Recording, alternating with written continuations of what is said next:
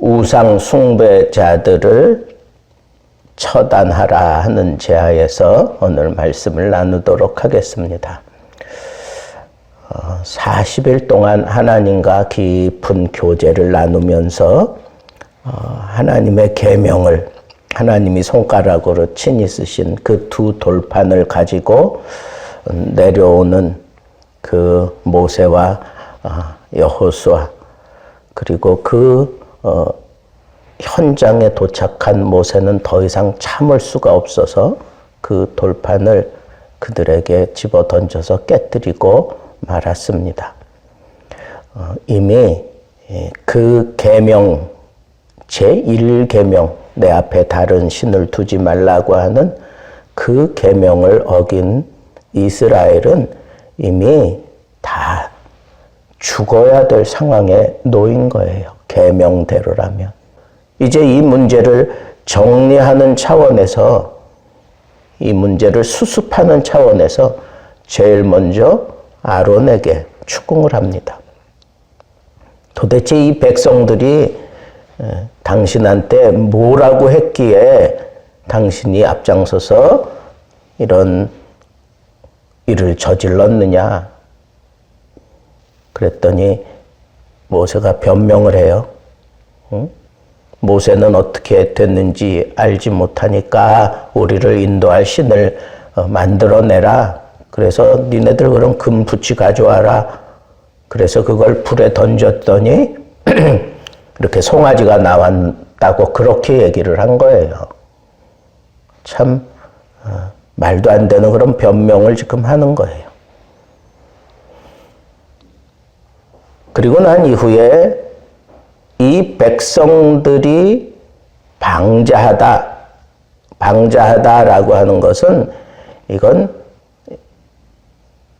사리 분별 못하고 막 아무렇게나 막 행동하는 사람들이 있죠. 자기 기분대로 막 행동하고 자기 생각나는 대로 막 행동하고 이게 죄인지 이게 옳은 일인지 그런 거 상관없어. 그냥 자기 기분대로 막 행동하는 거예요. 반드시 지켜야 될 게 있고 지키지 말아야 될 게 있는데 그런 것들 전혀 상관없어요. 자기 기분 내키는 대로 막 해대는 거예요. 그런 걸 우리는 방자하다 그래. 방자하다. 버릇이 없다. 그리고 그 방자하다라고 하는 그 단어는 교만하다라고 하는 그런 의미도 함께 가지고 있어요. 그런데 모세가 분명하게 지적해서 뭐라 그랬느냐 하면 아론, 당신이 이들에게 송아지를 만들고 우상 숭배를 하게 해서 이들이 방자하게 행동하는 거다라고 하는 얘기를 분명하게 오늘 말씀에 하고 있는 것을 볼 수가 있어요. 여러분, 그리고 난 이후에 여기 진문 앞에서 모세가 얘기하는 거예요. 하나님 편에 서 있는 자는 다 이쪽으로 와라. 그랬더니 레위 지파가 다 모여서 모세에게 왔어요.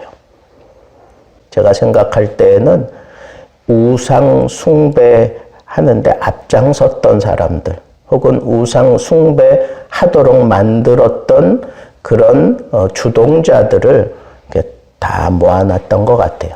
그 수가 여기 한 3,000명가량 되는 것 같아요. 그래서 이 레위인들을 향하여 모세가 명령을 합니다. 하나님이 이렇게 하라 그랬다 그러면서 너희들 허리에 칼을 차고 여기 서 있는 이 사람들을 그냥 도륙하라. 이건 살육하라는 거예요.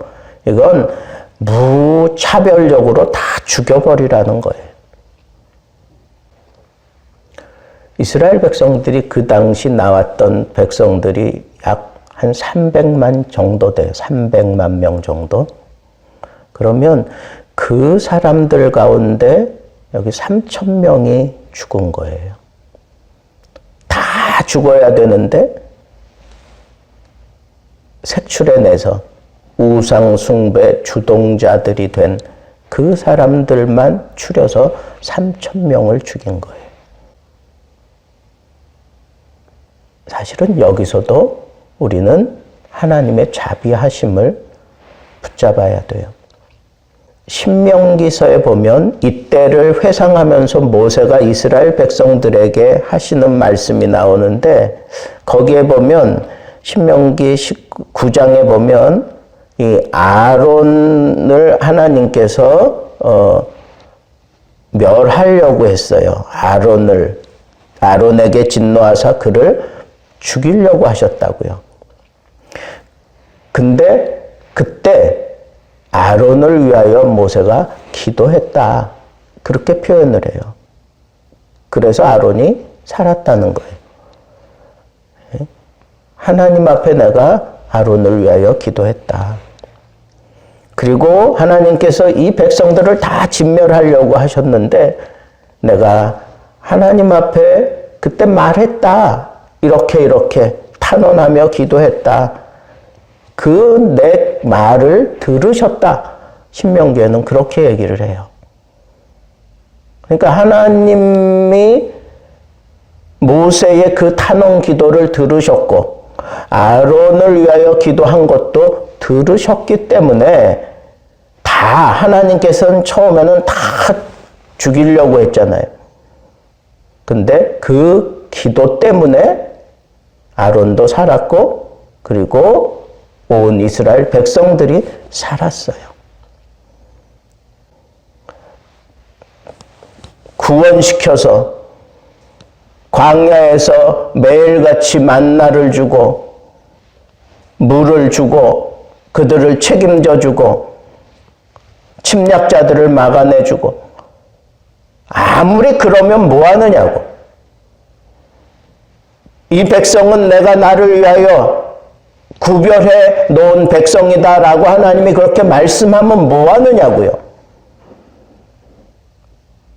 인간들 그 마음속에 애굽에서 생활하던 그 이스라엘 백성들 마음속에는 이렇게 우상이 저마다 자리 잡고 있어서 결국은 그 우상의 충동질에 흔들리고 무너지고 모세가 없으니까 이런 극악한 죄를 저지르고 말았는데, 저는 여기서 하나님의 노를 그치게 만들었던 모세의 그 위대한 기도도 중요하지만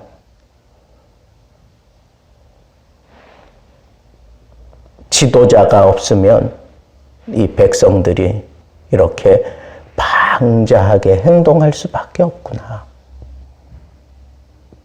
그리고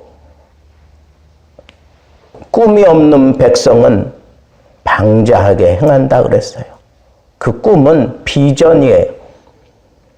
하나님을 위한 분명한 비전을 가지고 살지 않으면 어느 순간 내가 이렇게 방자한 모습을 보일 수밖에 없는 존재구나 라고 하는 이 사실을 우리가 오늘 이 말씀을 통해서 깊이 깨달아야 돼요. 그리고 하나님이 정말 싫어하는 것, 그건 바로 우상숭배예요. 우상숭배, 이것에 대해서는 하나님께서 절대로 그냥 지나치는 법이 없고, 그리고 그냥 무마시켜 주는 법이 없습니다. 여러분, 우리는 오늘 이 말씀을 통해서 꼭 기억해야 될 이 중요한 사실을 붙들고 씨름하며 살아야 돼요. 내가 우상을 숭배하면 이렇게 방자하게 행동할 수밖에 없어요. 그리고 우상 숭배자들과 가까이 지낼 수 없어요. 왜? 나도 방자해지는 거예요. 하나님이 제일 싫어하는 게 그 교만함인데 그렇게 방자하게 행동하게 된다는 거예요. 그러니까 우리는 어떻게 살아야 돼요? 우상단지와 같은 이 세상에서 내가 하나님을 위하여 거룩하게 살고자 하는 뜻을 두었으니 하나님 내 기도를 받으시고 나를 인도해 주시옵소서. 내 힘으로는 안 됩니다. 내 능력으로는 안 됩니다. 성령을 나에게 충만히 부어주셔서 내가 세운 이 뜻대로 살아갈 수 있도록 내게 은혜를 베풀어 주옵소서. 이게 하루하루 여러분들의 하루를 열어갈 수 있는 그런 기도가 되기를 우리 주님의 이름으로 축복합니다. 기도하겠습니다.